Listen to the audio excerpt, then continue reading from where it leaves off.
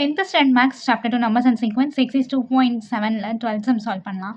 If A, B, C are the three consecutive terms of an AP and X, Y, Z are the three consecutive terms of a GP, then prove that X to the power of B minus C into Y to the power of C minus A into Z to the power of A minus B is equal to 1. A, B, C அப்படின்றது ஏபியில் இருக்கிற அடுத்தடுத்த 3 கான்செக்யூட்டிவ் டேர்ம்ஸ்னு சொல்லியிருக்காங்க. அதுக்கப்புறம் XYZ அப்படின்றது ஜிபியில் இருக்கிற 3 கான்செக்யூட்டிவ் term, அதாவது அதுக்கு அடுத்தடுத்து இருக்க டேர்ம்னு சொல்லிட்டாங்க. இதை வச்சு என்ன ப்ரூஃப் பண்ண சொல்லியிருக்காங்கன்னா x to the power of b minus c into y to the power of c minus a into z to the power of a minus b equal to 1ன்னு கொண்டு வர சொல்லியிருக்காங்க. சரியா? இப்போ ஃபஸ்ட்டு ஏபிசின்றது ஏபியில் இருக்கிற கான்செக்யூட்டிவ் டேர்ம்ஸ்னு சொன்னாங்களா? இப்போ ஏபினாலே நம்ம general form of the terms எப்படி எடுப்போம்? a plus d, a minus d, a plus 2d அந்த மாதிரி தான் எடுப்போம். இப்போ ஃபஸ்ட்டு ஏன்றது, அதாவது இந்த ஏன்றது ஏன்னு எடுத்துச்சு, ஓகேவா? அதுக்கப்புறம் பி எப்படி எடுக்கலாம்னா நெக்ஸ்ட்டு, அப்போ a ப்ளஸ் டியா, அதுக்கப்புறம் சின்றது a ப்ளஸ் 2d தானே வரும். ஏன்னா இது ஏன்னா ஃபஸ்ட்டு டேர்ம் ஏ, அடுத்தது a ப்ளஸ் டி, அடுத்தது a ப்ளஸ் 2d, அடுத்தது a ப்ளஸ் 3d அந்த மாதிரி இருக்கும்ல. So a plus d, a வந்து ஏ, பி வந்து a plus d, c equal to a plus 2d. So இதை வந்து 1ன்னு வச்சுக்கலாம். அடுத்தது ஜிபி கொடுத்துருந்தாங்கன்னா ஜிபினா XYZ. ஜிபியில் நம்ம எப்படி டேர்ம்ஸ் எடுப்போம்? ஜென்ரல் ஃபார்மு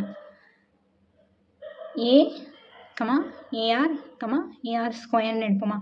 ஸோ எக்ஸுன்றது ஃபஸ்ட்டு டேர்ம், ஓகேவா? So x equal to x. Next y equal to x ஆறு, ஏஆர்ன்றதுக்கு பதிலாக எக்ஸ் ஆறு, இங்கே ஏக்கு பதிலாக எக்ஸு. அடுத்தது இசட் இஸ் ஈக்குவல் டு அந்த எக்ஸு ஆர் என்ன பண்ணுவோம்? ஸ்கொயர் பண்ணுவோம், ஏன்னா ஏஆர் ஸ்கொயர்னு இருக்கும் இல்லையா? ஸோ இப்போ இது செகண்டுன்னு எடுத்துக்கலாம். ஸோ கொஷினில் என்ன ப்ரூஃப் பண்ண சொல்லியிருந்தாங்கன்னு எழுதியாச்சு, ஓகேவா? இதில் எல்ஹெச்எஸ் எடுத்து ஆர்ஹெச்எஸ் கொண்டு வரப்போம். ஸோ எல்ஹெச்எஸில் என்ன இருக்குது? எக்ஸு பவரில் b minus c into y to the power of c minus c into z to the power of a minus பியா. இதில் இந்த பவரில் ஏபிசி இதெல்லாம் இருக்கா, அதுக்கான வேல்யூ நான் ஃபஸ்ட் ஈக்குவேஷன்லேருந்து எடுத்துக்கிறேன். சரிங்களா? அதுக்கான வேல்யூஸு ஃபஸ்ட் ஈக்குவேஷன்லேருந்து நான் எடுத்துக்கிறேன். அதனால் நான் இதை எக்ஸ் அப்படியே எடுத்துட்டேன். பிக்கு பதிலாக நான் என்ன எடுத்து வச்சுருந்தோம்? ஏ ப்ளஸ் டின்னு எடுத்து வச்சுருந்தோமா? ஸோ அதை எழுதிட்டேன். மைனஸ் சி வந்து ஏ ப்ளஸ் 2டியா, ஸோ ஏ ப்ளஸ் 2d இதை ப்ராக்கெட்குள்ளே எழுதியிருக்கேன், ஏன்னா மைனஸ் இங்கே 2 டேர்ம் இருக்கு இல்லையா? அதனால் என்ன பண்ணும்? ப்ராக்கெட்டில் எழுதணும். இன்டூ இந்த ஒய் அப்படியே எழுதிக்கோங்க. சி வேல்யூ வந்து ஏ ப்ளஸ் 2டியா மைனஸ் ஏ வேல்யூ ஏ தான் இல்லையா? இன்டூ இசட்டு பவரில் ஏ, ஏ இஸ் ஈக்குவல் டு ஏ தான், அதனால் ஏ மைனஸ் பியோட வேல்யூ ஏ ப்ளஸ் டி. ஸோ நான் இங்கே 1ன்னு போட்டிருக்கேன், ஃப்ரம் 1ன்னு எழுதிக்கலாம், ஏன்னா ஃபஸ்ட்டு ஈக்குவேஷன்லேருந்து நான் எடுத்திருக்கேன், ஓகேவா? அடுத்தது இப்போ பவரில் இருக்கிறதுக்கெல்லாம் நம்ம வேல்யூ கண்டுபிடிச்சிட்டோமா? அடுத்தது செகண்ட் ஈக்குவேஷனாக ஒன்று கண்டுபிடிச்சி வச்சுருந்தோமா? அது XYZ தானே. ஸோ எக்ஸுக்கு பதிலாக எக்ஸ் தான் எழுதணும் இல்லையா? ஸோ அதை எழுதிக்கோங்க.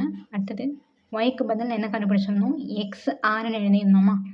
எக்ஸ் ஆறு. அடுத்தது இசட்டுக்கு பதிலாக எக்ஸ் ஆர் ஸ்கொயர், ஆமாம் தானே? நெக்ஸ்ட்டு இப்போ இதை அப்படியே சால்வ் பண்ணலாமா?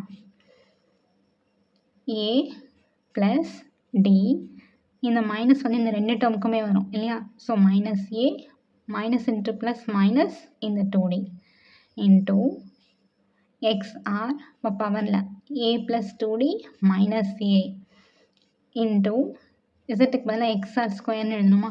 இப்போ பவரில் பாருங்கள், ஏ மைனஸ் உள்ள மல்டிப்ளை பண்ணலாமா? Minus a minus into plus minus d. Now minus a plus a cancel ஆகிடுச்சுன்னா ப்ளஸ் 1d மைனஸ் 2dன்னு இருக்கும். Minus 2d plus 1d. So sign டிஃப்ரெண்ட்டாக இருந்தால் சப்ராக்ட் பண்ணுமா? சப்ராக்ட் பண்ணிவிட்டு பெரிய சைன் எடுத்து எழுதிடணும், பெரிய சிம்பிளோட சைனை. ஸோ 2 தானே பெரிய நம்பர், ஸோ பெரிய நம்பரோட சைனை மைனஸ் மைனஸ் 1dன்னு போட்டாலும் மைனஸ் டினாலும் சேம் தான், ஓகேவா? Into x r minus a plus a cancel ஆகிடுச்சுன்னா 2d into x r square minus a plus a cancel ஆகிடுச்சுன்னா மைனஸ் டி. நெக்ஸ்ட்டு இப்போ x to the power of minus டின்னு இருக்கா, இதை எப்படி எழுதலாம்னா 1 by x to the power of டின்னு எழுதலாம். எக்ஸாம்பிளுக்கு சொல்கிறேன். எக்ஸு -2 அப்படி இருக்குன்னா நம்ம என்ன பண்ணுவோம், ரெசிப்ரோக்கலாக எழுதுவோம். 1/x² எழுதுவோம். ஓகே, மைனஸ்ன்றது டினாமினேட்டரில் வரும்போது ப்ளஸ் ஆகிடும். அதே கான்செப்ட் தான் இங்கே. இன்டூ இப்போ இந்த 2Dன்றது 2 பேருக்குமே இந்த பவர் இருக்குது இல்லையா? ஸோ அதனால் எக்ஸுக்கு ஒரு வாட்டி போட்டேன் பவரில் 2D, அப்புறம் மல்டிப்ளை சிம்பிள் ஆருக்கு ஒரு வாட்டி போட்டிருக்கேன். இன்டூ அதே தானே இங்கேயும் x⁻⁻d இன்டூ r² -dன்னு வருமா? r² பவரில் -d. ஸோ பவர் ஹேவிங் பவர்னா என்ன பண்ணலாம், நம்ம மல்டிப்ளை பண்ணலாமா? அப்போ r 2 × -d -2d அதுதான் இங்கே போட்டிருக்கேன். ஓகே, நெக்ஸ்ட் ஸ்டெப்பில் 1/x⁻d அப்படியே இருக்கும் into x⁻2d into r⁻2d into இப்போ இங்கே போட்டோம்ல x⁻−dனா 1/x⁻dன்னு போட்டோமா? அதுதான் இங்கே எழுதியிருக்கோம். x⁻−d என்னென்னு எழுதியிருக்கோம், 1/x⁻d இன்டூ அதே தான் இங்கேயும் 1/r⁻+2d.